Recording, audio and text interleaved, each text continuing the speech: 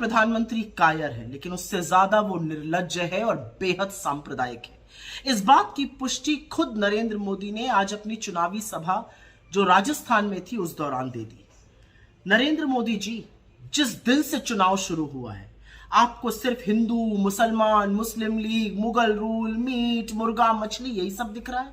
और हमने भी ठान ली है कि चुनाव तो इस बार बेरोजगारी, महंगाई, किसानों के हक, श्रमिकों के लिए न्याय, औरतों की सुरक्षा, हाशिए पर लोगों के हक का जो हनन हो रहा है उसी पर होगा और हम उसी पर टिके हुए हैं।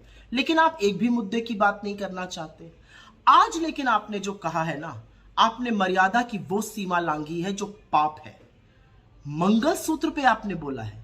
आपकी हिम्मत कैसे हुई मंगलसूत्र पर बोलने की?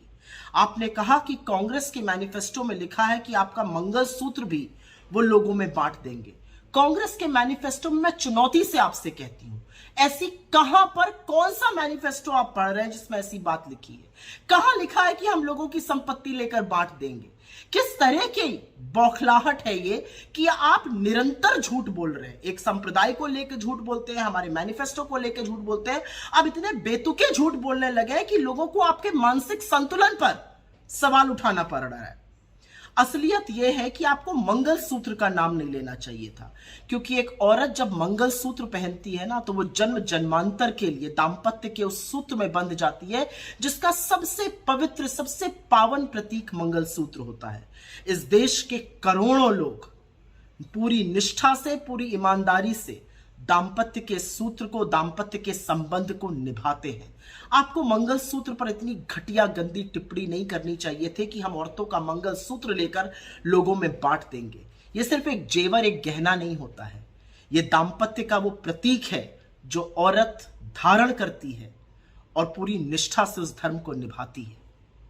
आप भले इसको ना समझिए, लेकिन इस देश के करोड़ों महिलाओं का, करोड़ों बेहताओं का आपने आज घोर अपमान किया है और आपको माफी मांगनी चाहिए।